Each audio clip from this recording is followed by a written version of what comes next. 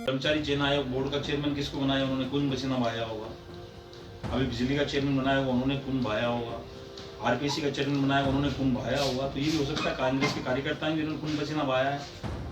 तो ये तो कांग्रेस को देखने की सोच की बात है, आलाकमान को सोचने की बात है कि कौन से कार्यकर्ता हैं। जो कार्यकर्ता जो राहुल गांधी के सामने चुनाव लड़ा, उनकी धर्मपत्नी आरपीसी की मेंबर है। ये सोचने का विषय है कि कांग्रेस का कार्यकर्ता कौन सा कार्यकर्ता है, कि कौन से कार्यकर्ता को राजनीतिक नियुक्तियां दी जाती है। लेकिन जिन कार्यकर्ताओं ने वास्तव में कांग्रेस के लिए खून पसीना बहाया है, उन कार्यकर्ताओं को मौका देना चाहिए कि मेरे कार्यकर्ताओं का भी मनोबल टूटा हुआ है कि आज मैं सत्ता में आ गया, सत्ता में आने के बाद अगर मेरे कार्यकर्ताओं को भूल जाता हूं, उनका मनोबल वास्तव में टूटा हुआ है। देखिए, इसमें तो कोई दो राय नहीं, अफसरशाही तो हावी है ही। कई मंत्रालय भी बिना मंत्रियों के चल रहे हैं, तो जहां मंत्री नहीं होंगे अफसरशाही हावी होगी और हो भी रही है। मैं आपके माध्यम से सिर्फ इतना कहना चाहता हूं कि हेमाराम चौधरी जी हमारे आदर्श थे, गरीबों के मसीहा थे, और मैं स्पष्टता के साथ कहना चाहता हूं कि उनका जैसा राजस्थान के अंदर ईमानदार नेता मैंने आज तक नहीं देखा। हेमाराम जी ईमानदार हैं, बिल्कुल कर्तव्यनिष्ठ हैं, ग्रास रूट से जुड़े हुए हैं, बहुत सीनियर नेता हैं। तो उनकी जो मांग है, या उन्होंने भावुकता में या किसी भी तरह से इस्तीफा दिया हुआ है, इनका इस्तीफे की जो वजह है वो देखनी चाहिए, और आलाकमान को किसी भी परिस्थिति में उनको मनाना चाहिए जिससे कांग्रेस को कोई नुकसान नहीं हो। कर्मचारी चयन आयोग बोर्ड का चेयरमैन किसको बनाया, उन्होंने खून पसीना बहाया होगा। अभी बिजली का चेयरमैन बनाया होगा, उन्होंने खून बहाया होगा।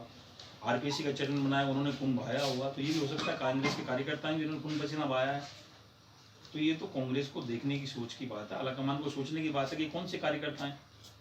जो कार्यकर्ता जो राहुल गांधी के सामने चुनाव लड़ा, उनकी धर्मपत्नी आरपीसी की मेंबर है। ये सोचने का विषय है कि कांग्रेस का कार्यकर्ता कौन सा कार्यकर्ता है, कि कौन से कार्यकर्ता को राजनीतिक नियुक्तियां दी जाती है। मैं आपके माध्यम से माननीय मुख्यमंत्री से निवेदन भी करना चाहता हूँ। माननीय मुख्यमंत्री गंभीर भी हैं, कांग्रेस कार्यकर्ताओं को जानती हैं, कांग्रेस कार्यकर्ताओं का मान सम्मान भी करते थे, ऐसा नहीं करते। लेकिन जिन कार्यकर्ताओं ने वास्तव में कांग्रेस के लिए खून पसीना बहाया है, उन कार्यकर्ताओं को मौका देना चाहिए। कार्यकर्ताओं का मनोबल टूटा हुआ है। मैं मेरे कार्यकर्ता की बात भी कर रहा हूँ कि मैं मेरे विधानसभा तक सीमित होना चाहता हूँ कि मेरे कार्यकर्ताओं का भी मनोबल टूटा हुआ है कि आज मैं सत्ता में आ गया, सत्ता में आने के बाद अगर मेरे कार्यकर्ताओं को भूल जाता हूँ, उनका मनोबल वास्तव में टूटा हुआ है। आज जो ब्लॉक लेवल की कमेटियां वो भी नहीं बन पा रही हैं, जिला लेवल की कमेटियां वो भी नहीं बन पा रही है। तो जो सत्ता में उनको भागीदारी मिलनी चाहिए थी 2.5 साल से, वो नहीं मिल पा रही है। तो इसलिए मेरे खिलाफ भी लोग हैं। मैं नहीं कहता कि जिन लोगों को मौका मिलना चाहिए था 2.5 साल से, उन लोगों को नहीं मिल पाया, या मैं देना चाहता था उनको नहीं दिला पाया।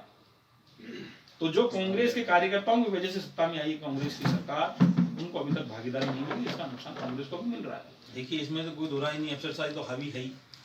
जहाँ पे मैंने कुछ दिन पहले भी कहा था कि सत्ता का विकेंद्रीकरण होना चाहिए, ज़्यादातर लोगों की भागीदारी इसके अंदर होनी चाहिए। जब भागीदारी कम लोगों की है तो अफसरशाही हावी होगी।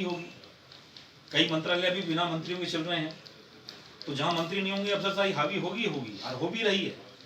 इसलिए मैंने पहले भी निवेदन किया था कि जल्दी से जल्दी सत्ता का विकेंद्रीकरण करा जाए, जिससे ज़्यादातर लोगों को मौका मिले। जितने ज़्यादा लोग होंगे सत्ता के भागीदार होंगे, तो कार्यकर्ताओं के जितने ज़्यादा काम भी होंगे।